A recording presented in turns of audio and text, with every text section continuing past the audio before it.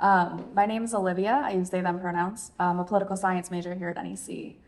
During your campaign, you've said that you believe that being transgender is a mental illness, and in your 10 truths, number 2, you state that there are two genders, despite the increasing body of evidence proving that neither gender nor sex is a binary. How do you justify your rejection of the science? What's your name? Olivia. So I do respectfully disagree with you that the science comes down on the side of the question that you assert. We respectfully disagree on that. Think about the premise baked into the LGBTQ plus movement broadly. The sex of the person you're attracted to is hardwired on the day you're born, so goes the assumption, even though there is no gay gene. It had to be that way to qualify as a civil right. But now we're saying that your own gender or sex identity is fluid over the course of your life, even though there are two definitive sex chromosomes. XX, you're a woman. XY, you're a man. Now, for most of our history, all the way including through the DSM-5, if we want to go into the scientific understanding of this, that was classified, gender dysphoria was classified as a mental health disorder. And understandably so, the risks of suicide are higher in people who suffer from gender dysphoria. I believe it is a condition of great suffering. I don't think that we should deal with this with derision. I think the right way to deal with it is with compassion. But I think especially when it comes to kids, we have two different categories here, adults and kids. We live in a free country. If you're an adult, you're free to identify and behave however you want as long as you're not harming somebody. But kids aren't the same as adults. And when it comes to kids, affirming that kid's confusion is not compassion. It is cruelty.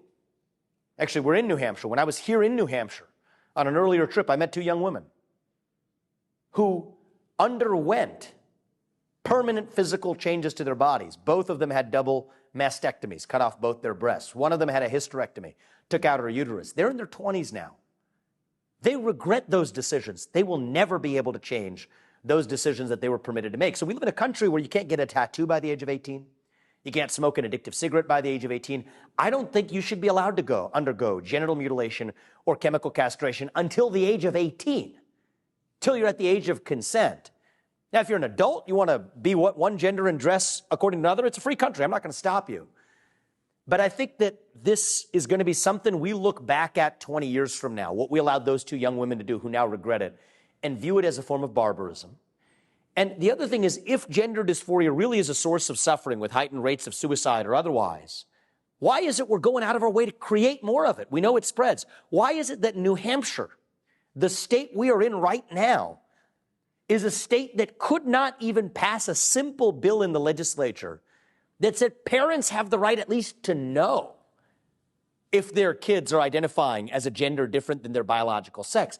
That doesn't make sense, because if the risks of suicide are higher or self-harm are higher, it's part of the argument why, take the Supreme Court this year, it was celebrated as a victory by the LGBT movement, that transgenderism or that transgender status counted as qualifying for the Americans with Disabilities Act, the ADA. So we can't have it both ways, keep talking out of all sides of our mouth.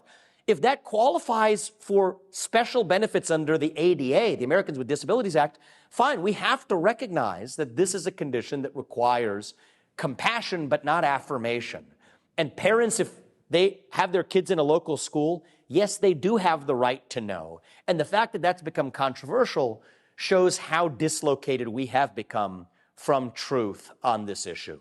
So I will respect my principles of freedom for fully consenting grown adults, but kids aren't the same as adults. We have to recognize that truth and act accordingly.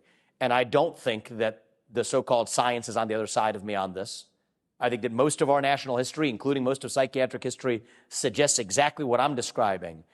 I think we probably have the shared motivation of compassion for people. How do we do what's best for people? But we have a different view on what's actually going to be best for our children. And I respect our disagreement, but I want to give you where I am on that. Thank you, Olivia.